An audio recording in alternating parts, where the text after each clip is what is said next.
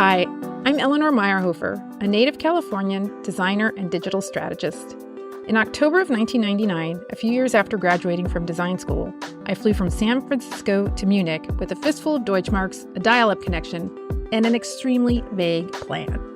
20 plus years later, after a 10-year stint at a global agency, freelancing, and launching 2 online businesses, I'm still here. Now I'm talking to other expat business owners to share knowledge, stories, and inspiration for other non-Germans running businesses in Germany.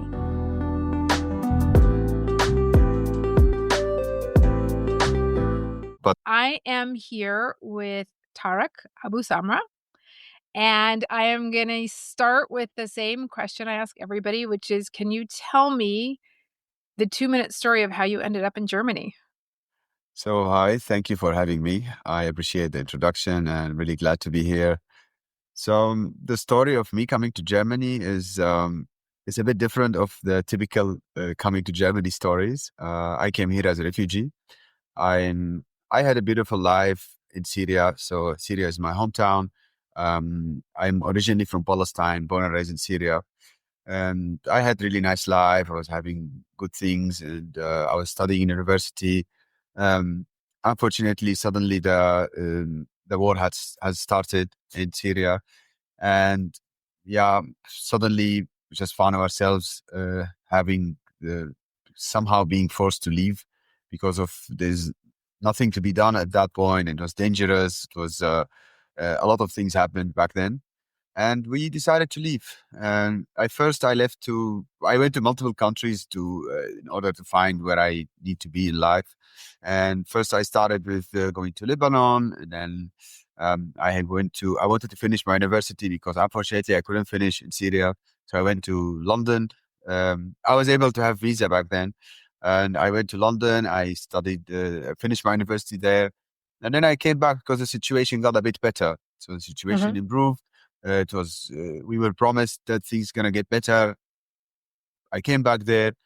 Unfortunately, after I came back there, it got way worse. The war became even more intense and more dangerous. And so I needed to leave again.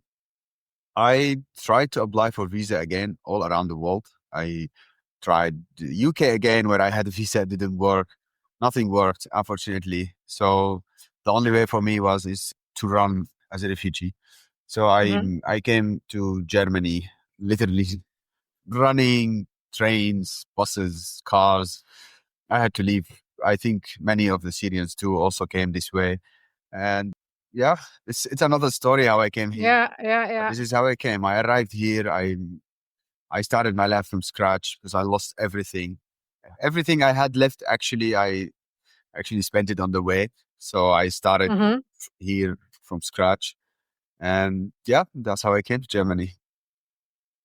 Well, that is obviously an incredible story. Was this when Merkel said that people from Syria could come here? Was that was that Yeah, 2015? When was that? Or when was this? 2016. So unfortunately, it was when I came, it was still not open the same way it was after. So I had to do a bit more hustle than others later, because after that it was still always for everyone. It was really hard, and it's never an easy way, but they opened some ways in some cities, and it became a bit easier. But yeah, I was 2 months before that I came, unfortunately. Okay. Yeah. Yeah, you're right. That is an entire podcast series in itself. Yeah. But I really want to focus because it's one thing to come here like me as an American, and I came on a tourist visa and then I fooled around and then I got a job, whatever. It's another thing to have your whole life destroyed basically and come with nothing and then start from scratch. So can you tell me, you're a co-founder of a company now. So presumably, obviously you got settled and everything. And what happened? What was this process? If you can tell us a little bit, how you went from that to founding a company. Definitely. So, first of all, in the beginning, I arrived here. I wanted to start my life. I wanted to it was very important that I have this positive mindset, and I have this mindset of I want to live, I want to survive, I want to also give back. I don't want just to be here just to. I was kind of forced to leave my home. I didn't want to Mhm, leave my home. If mhm, it comes to me, I would stay in my home because it's the mhm, best thing for me. But as I'm here, I want to take, in my mind, I want to take the best out of it. So I want mhm, to do good things and to give back to the community also, because the community was very welcoming to me. I am very thankful to Germany because Germany welcomed me and gave me shelter and gave me money. It was little money, but I was always thankful to it. mhm, And I had this entrepreneurial mind that I always want to like to start business. I like to do things. I like to do my own thing. And but in the beginning, I couldn't do it directly because I needed to understand the culture. I needed to understand how things work. I need to learn German because it's really hard with that. And as soon as I started, I took the fast, smartest decision is to start learning German. I went mhm, into very intense course. I studied until B2. I was almost reaching C1, but I stopped there. I directly after few months, I decided that I want to start my first company. So Kotasker is not my first company; it's my okay. second. I, my brother is here still. We together found a problem in the shipping industry between Middle East and Europe, specifically between Syria and Germany. Mhm, And we had a way to be able to make it easier, faster, and cheaper. And so we started a company. And we started from scratch, from nothing. We It went very well, it was successful. And honestly, back then I got the idea of Kotasker. So mhm, I wanted to I wanted to offer my services as a freelancer because the money I used to receive it was really little and it mhm, was not enough for me to live the life that I want to live. And I went online. I wanted to look for a platform to offer services fast, but everything was very hard. There's unprofessional platforms. I even got scammed in one very, I don't know, famous platform in Germany mhm, because I went to the location and to help someone or something and they did stop answering and I wasted half of my day, unfortunately. And then this is where I got the idea of Kotaska that one day I'm going to create a platform to make offering services fast, easy, and safe, most importantly. mhm, And but then, as I told you, I started my first company, and life went, and things grew, and I don't know. I'm very positive. I'm very happy. I'm a survival. I always like just make friends and very social. I built a beautiful life in here, and I made really amazing friends, and I call them family, and that helped me a lot along the way. And then, so reaching Kotasker. I was still in my first company and I met someone amazing. Her name is Emilia. She's my co-founder mhm, now. mhm, I met her. She have this entrepreneurial mind. She was working as a CMO in a tech company in Berlin. She's very smart, entrepreneurial mind, and I was waiting to meet someone like that to actually, because co-founder is so important in starting a business. And I was okay. That's the one. I told her about my idea with CodeTasker. Okay, I have this idea, and I really want to solve problems from the contractor side of our services. She was like, you know what? I had even bigger problem for me as a client to book services. I needed help with few things around my house, and I couldn't find the help because I couldn't speak German. I tried to call companies. The companies doesn't. I was unable to explain. I found one company. The appointment was after 4 weeks and then one company came, couldn't fix it, and they took around €100 from me. I got really frustrated. I didn't do my thing at home. And you know what? I love this. I would love to quit and join you. So she quit her job, oh, and we wow. together started Kotasker. Yeah, that was an amazing moment because when you find the right partner, you know that you made it. Even if you're not gonna make this, I know in my mind that maybe let's say Kotasker never worked, which I always believe it's gonna work and it Mhm, works. But even if not, I'm gonna do something with her again. mhm, okay. And yeah, we started Kotasker. And that's how it started. So I want to go back a little bit to your first business. So you started that with your brother. I mean, starting a business in Germany is not easy. Did you guys Yeah. have to learn everything by your, and then on top of it in German, did you like start from scratch or did you have any support or like, did you have a GmbH? Like what did you learn a lot from that experience? Yeah, yeah. So, I studied business administration. I learned German. Hmm. And in my opinion, starting a company, you have to learn a lot on the way. You cannot say, "Oh, I learned in school or I read 200 books and I'm going to start a company now. I'm ready." It's never like that. When you start a company, you will learn on the way. You just have to be ready to learn. You have to be flexible. You have to be take it easy on yourself and just keep doing and have like passion and hope. Passion is so important. And that's the thing. So we learned everything on the way. So we just okay, when I start a company now, what to do? We make calls, we research online. There was no AI back then, Hmm. unfortunately. Now it's things way easier, I believe. I also had some friends who are Germans, so they speak German and they help us a lot along the way. So I have letter, I call them sometimes even German people. I give them a letter from the Finanzamt or something. They say, "Oh, I don't understand this. It's like too hard." But yeah, so yeah, we learned everything along the way. It was really hard. It was Yeah. hard to create a bank account. It was almost. I was about not to lose hope, but I was okay. No bank account accepted me in the beginning because of my status. Like, what do? I need a bank account. You cannot do it without. Until my beloved Sparkasse agreed. And honestly, they didn't regret. They made the best decision because I already have multiple companies with them now, and I'm one of their great clients. So I think they did the right thing. I love Sparkasse. I recommend it if someone in my situation they need to do it. Sparkasse, I think, is the only one who approved actually. Wow. And yeah, or like an online thing, but Hmm. of course you need a local Hmm. bank. And yeah, yeah, it was hard, but it's possible. Everything possible. Okay. Everything's possible. Yes. Mhm. Tell me like how AI has made it easier than before. I mean, I can guess, Oh, but oh, way more. So, like before I used, even when I speak really good German, okay, yeah. I need, when I get, sometimes you get letters like 20 pages or something. Yeah. And you really need to, I don't know, like, even if I understand it, I need to ask someone because what if I miss something really, really Yeah. important, What if something could destroy my company if Hmm. I missed it? So I used to ask people. Now ChatGPT I just share the whole document and I get all the answers I want. Yeah. I'm building so now it's like building a new company too.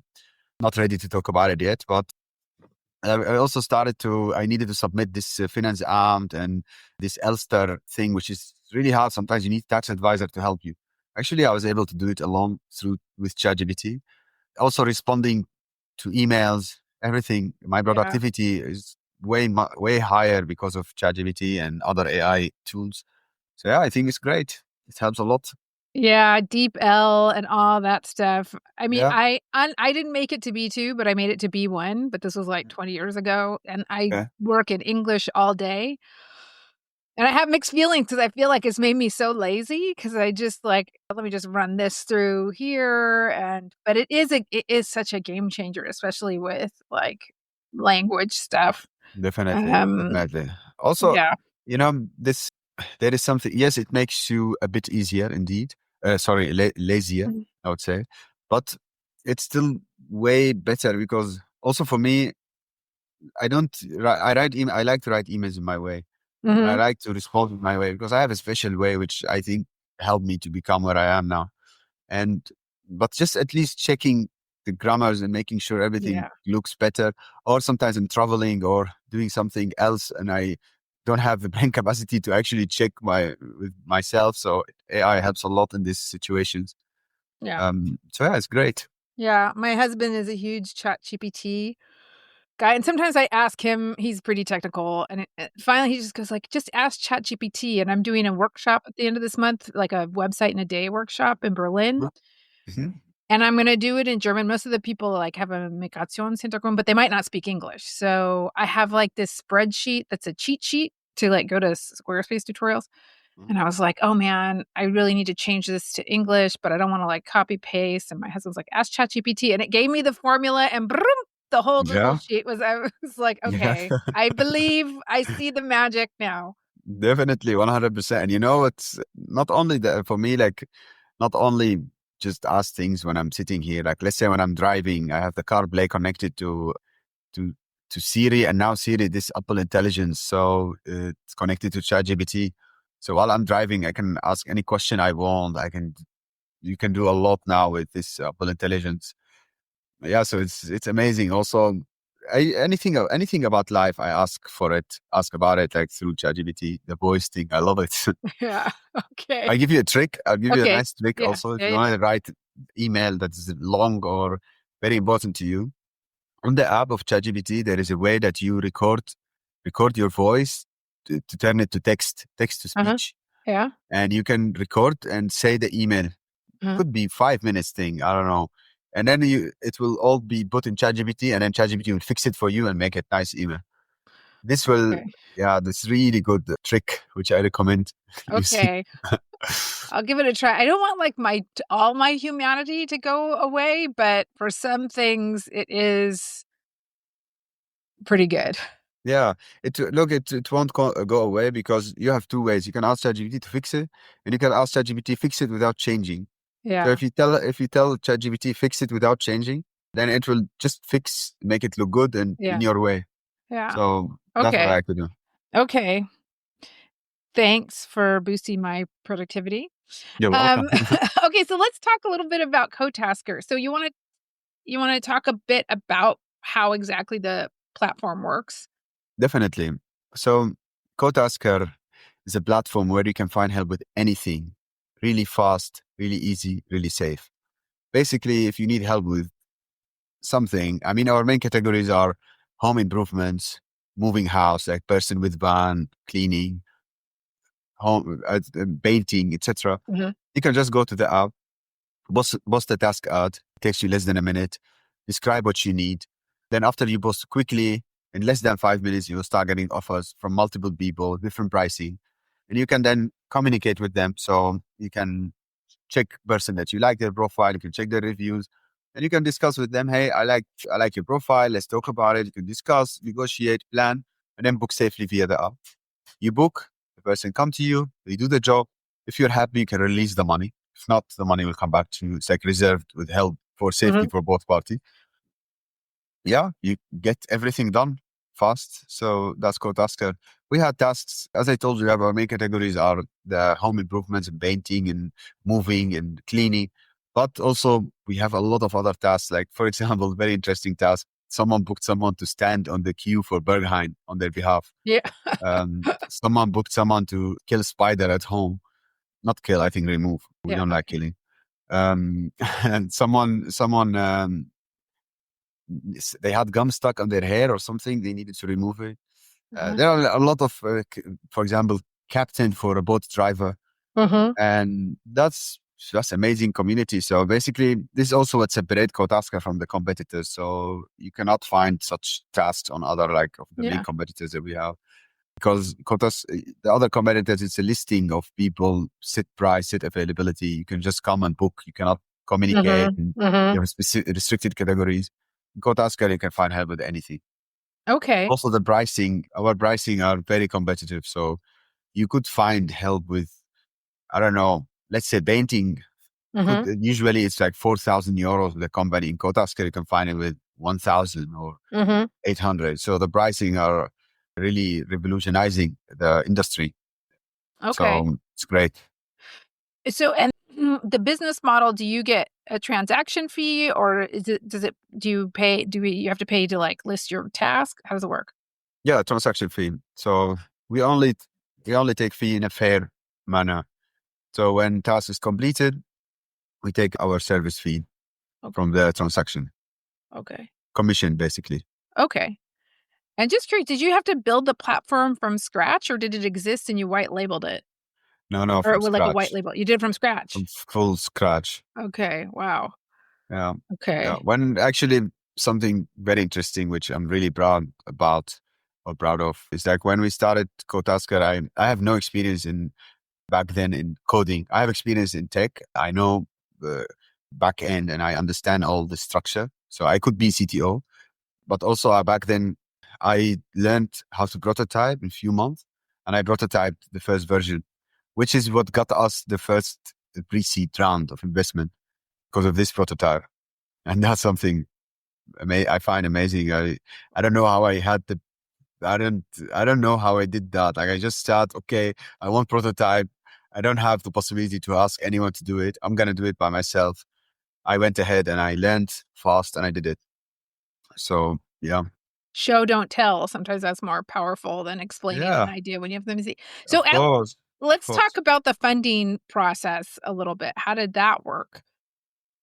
Funding is very hard. One of the hardest thing a founder can do. I hope it's okay that I'm I'm drinking drinking. a Diet Coke. We're fine. Right. Yeah. Enjoy. So yeah, the funding is one of the hardest thing a founder can do. It's really, really hard, but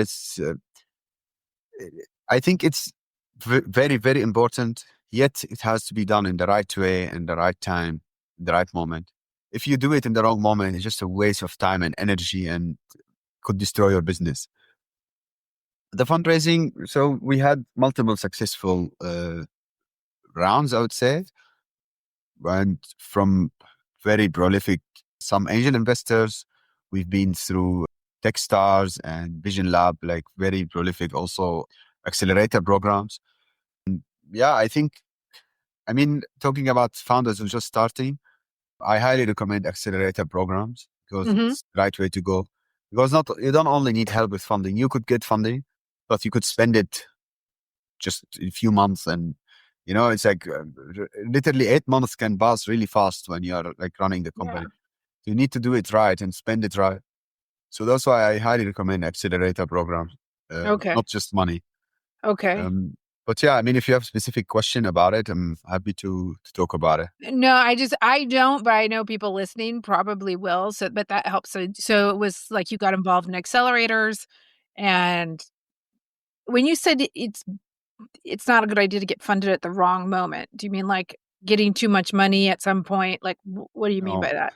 no, I didn't mean get funded. If you get funded anytime is great. Okay. I mean, don't try. So fundraising around, it's a process itself. It's not just simply I'm gonna go. Okay, I'm gonna fundraise around tomorrow. You have to dedicate a specific way. You have to prepare your material. You have to prepare pitch deck, data room, KPIs, etc. You have to prepare financial model. You have to prepare everything. You have to prepare which investors you want to reach out. You have also specific approaches like a marathon. You have to prepare, okay, this few months of my life, depending, could be 3 months, could be up to sometimes 8 months. Some companies need 1 year to fundraise around, but you have to dedicate this time, especially for fundraising. So, for example, the CEO, or if someone else in the company is interested, they will literally dedicate all the time to do this and to fundraise. And so, if you approach it wrong and you don't have all the materials ready, or you have something not 100% ready, you will be ending up wasting 6 months of your life trying to fundraise, and it's not going to work Hmm. because fundraising is not that simple. Like so many companies, you see in the news that companies, oh, we fundraise. There is this company. You think, oh wow, is that easy? They are fundraising millions. This you see one company of thousands. That you know what I mean. So it's really hard to fundraise. It's really hard to you have. It says about the storytelling and how to convince investors, how to approach it right. And that's why I always recommend, if you want to fundraise, really fundraise, understand how it works, read about it, have advice from someone, understand how it's done fully, prepare a list of investors you want to reach out. Always reaching out also through warm introductions is way better than just Hmm. reaching cold. You have to prepare everything, all the materials. Also, let's say you found an investor and the investor, okay, they want to talk to you. You have another stage which you have to due diligence. Due diligence, if the due diligence one thing is wrong or small, you could lose the whole thing. So it's Hmm. also, that's why I meant that you have to be fully ready to do it. Okay. Okay. Okay. Not premature. I want to go back a little bit and talk about your co-founder. So, what's her name again? Emilia Bryant. Amelia. And so, how do you split up? Like, what do you do and what does she do? So I am the CEO Mhm. and she's COO, CMO. Okay. She have two roles. So she's a powerful woman, amazing, very smart, really proud to be her partner. She's basically, I love products. Mhm. I'm the CEO, so I do the CEO tasks, the admin tasks about the company, fundraising. She helped me sometimes with the fundraising. I do team leadership, communicating with the team. and other tasks for products, mostly in the product. So I work in the product, user experience, strategy. She does the other side, which is showing the idea to the world, Mm-hmm. basically. So she's leading the marketing, she's leading the design, she's leading. She doesn't design, but she has like Mm-hmm. design eyes, so she's leading it. She's also operations, so she helped with operating the company, organization, planning with the teams, etc. So yeah, that's how we split. Okay. So the good thing about, I think, in a successful partnership is that we both have completely different skills that complement each other. The things Oh. that she do, I don't know how to do. And the Mm-hmm. things that I do, she don't know how I do. And Mm-hmm. that makes it successful relationship. Okay. Yeah, it sounds like I have the the Germany list, which is where I moved this podcast into. I decided to get a co-founder. I knew I would have to, Yeah. and it's been so great. Yeah. It's a lot nicer than doing everything on your own. And Definitely. I feel the same way. Like we really complement each other. Congrats. Um, I'm happy for you. That's yeah, amazing. thanks. You know, I'll tell you just one thing really Oh important yeah. I realized. Having a co-founder is not only about, it's 50%, I think, is so important about skills and complement each other, but Mhm. 50% for mental health, really. Yes. Because you need someone to talk to. Yes. Like therapy, because honestly, we go through really rough times. It's really hard. Yeah. And you really need someone to talk to. And you need someone Yeah. also, not anyone to talk to. You need someone who's with you in this to understand Yeah. you. And that's why I think it's great. So I'm happy for Yeah. you. That's 100% true. Yeah, thanks. I'm happy for me too. Um, okay, I wanna talk about language because I haven't downloaded the app. I will. I need some painting in our apartment. And I noticed it's in English and German, and Right. I have, like, some self-interested questions around this. Because okay, obviously German, we're in Germany. Hmm. English is a second language for a lot of people here, but we wrestle with this because our product is like we're trying to reach out to Auslanders, expats, immigrants, migrants, whatever, however you want to put it. And there's other languages. Like, why did you start with English as the second language? Sure. So our, you know, in starting a company, Oh, okay, as you can imagine, always you have to find a small niche and target market to mhm, start with. And that's the way to success. It's also another advice someone is listening. If you want to start a company, you have to do that. And our niche was the expats, people who, especially English speaking ones. We had access because we are English speaking mhm, expats. We had access to a big community through our friends, um, our relationships, our events we go to. And so everything was around us being connected with this type of people. That's how we started. And then we evolved to reach to German because it's mhm, we are in Germany. yeah. So even we start in English.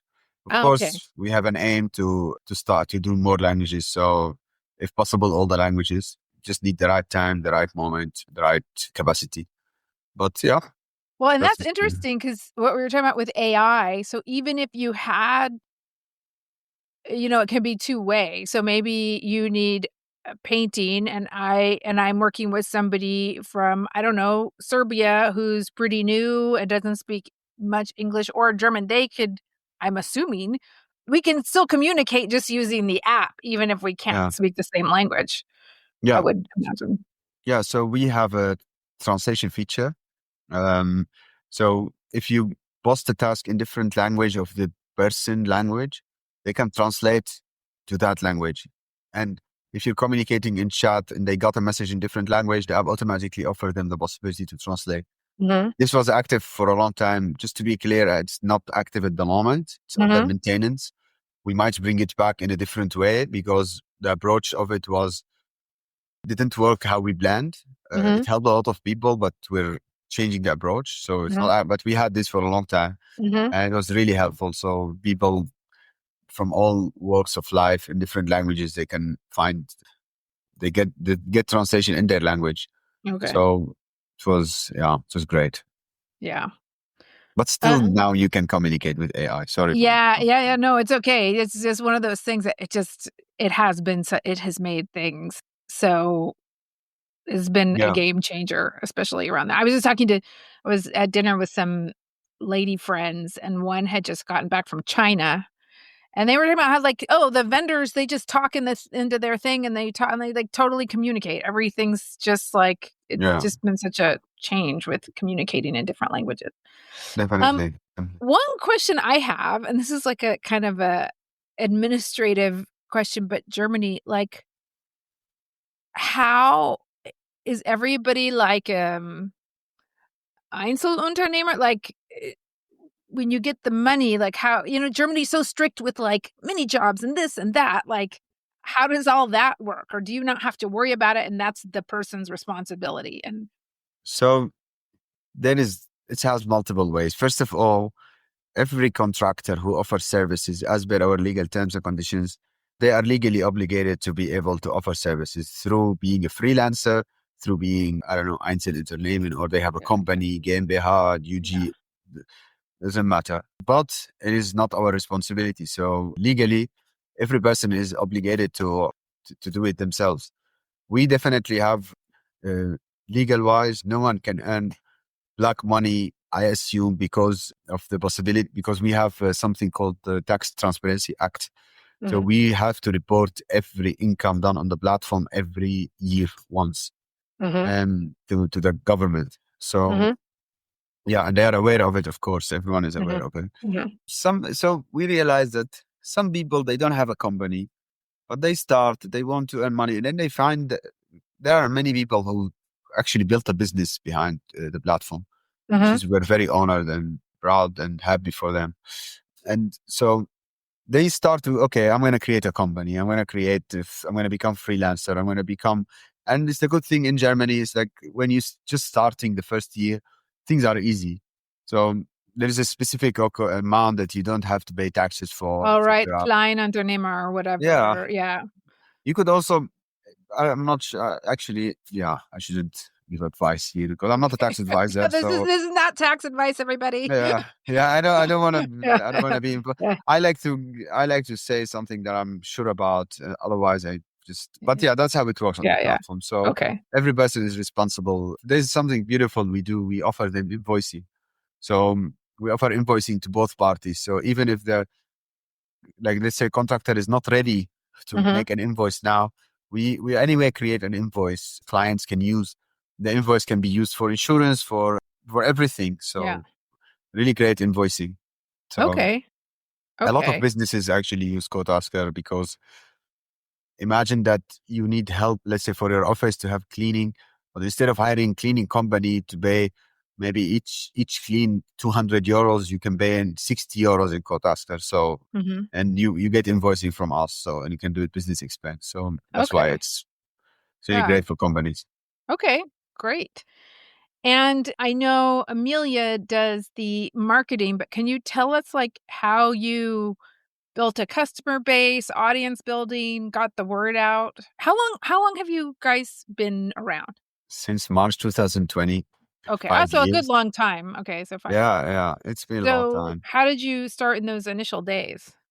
So we started first with Focus. So we started only in Berlin. Now we are available in nationwide, 23 of the key cities around Germany. We started in, so there are many ways to reach customers, but you have to do it right so you don't spend the money for nothing. We started with in Berlin, and as I told you, we had our community. So we have a big community, and this was our first start. So we started campaigns, pre pre marketing campaigns, a pre-launch campaign, sorry, and we did all the marketing. So through Facebook ads, which is Meta ads now, Instagram, etc., everything. There was no TikTok back then. I think not. We also, something very important when we starting, we ourselves hustled really hard to spread the word out. We went to every meetup, every event. We participated in many events where we go bitch. I bitched so many times now. I don't even remember how many times I bitched on stage to spread the word about Mhm. Kotaska. And that's very important because this helped a lot to spread the word. And Kotaskar is a platform that when someone used it once, they had a good experience, they will recommend it because I'll tell you how it happened. Because so many now, when someone need help with something, first thing they do, this human instinct to ask their community friends or, oh, I need, does someone know a plumber? Does someone Mm-hmm. know an electrician? Mm-hmm. And this is where it comes here. Okay, I used Kotaskar and I found someone really good and I had good experience. And it built like that. Yeah, that's how it built. Like, it's hard to pinpoint where, but I think the starting is very important. So you have to Mm-hmm. start doing all the events, all the meetups, everything is really important. And yeah, that's it. Okay, that's And hopeful. offering good, sorry, I think it's very important is offering high quality customer support is very important, especially in Mm-hmm. a marketplace, because issues will happen everywhere. So when you book someone on Kotaskar or find their number on the street, it's the same thing. It's like, we offer extra safety by verifying the identity of the contractor, background check, etc. All this stuff. Still, issues can happen. Mm-hmm. Something could damage happen, etc. It's part of the process. What matters is that we interact and help a lot. So we offer a really great quality customer support. Hopefully, if you use it, I hope you won't have any issue. But if it happen, our team is there for you really fast. Okay. And that's really helpful a lot in such services industry. Okay. But so after that initial push of marketing, then does it kind of like, you always have to do some marketing, I assume, but then it just kind of word of mouth and Yeah. good experience and it kind of grows on Yeah. its own. So we have multiple ways or channels people come. There is the organic, of course, Uh-huh. it's really big, but also we always have campaigns running. So in multiple places. Mhm. We have also influencers in multiple locations. Influencer marketing now works very well. And also we keep posting, social media, Mhm. etc. All helps, but you Mhm. have to stay constant. So Yeah. I don't think it's ever like okay, we just stop now. We We have to can keep going. yeah, yeah. Yeah. Yeah, yeah. And wrapping it up, I will ask what I ask a lot of people, like any lessons learned that you could share with people or anything you would do differently or any advice you would give to other people launching businesses? Sure. So in my opinion, if you are starting a new company, very, very important, make sure that you're passionate about this business, not just look for something to make money, because it can get really hard, get really tiring. And if you're not passionate about it, you will lose hope and you will stop and it will be a fail. If you're passionate, if you're not passionate, it will be a fail. But if you're passionate about it, you will stay and you will keep trying until it works. Another thing very important, you need to know when to stop. So starting a company is not also, it shouldn't take all of your life. You should try something, enter fast, do everything fast, and either continue or stop fast. You shouldn't Mhm. just waste all of your life trying to do Mhm. something that's maybe working, maybe not. You don't know. And last but not least, I think when you start a company and it doesn't work, it's never a fail. It's another step to success. Mhm. Because in my opinion, failing or being a failure is when you lose hope and stop trying. Mhm. And that's what I would say. Always also seek advice from people because people know like something that really like just learn from people who have been through it. It's really helpful. And yeah, that's it. All the best for anyone starting a business. All right, Tarek, thanks so much for coming on. It's been You're welcome. fascinating talking with you. Thank you so much. I really enjoyed the conversation. I really appreciate me being here. Thank you so much. Nice to meet you. You too.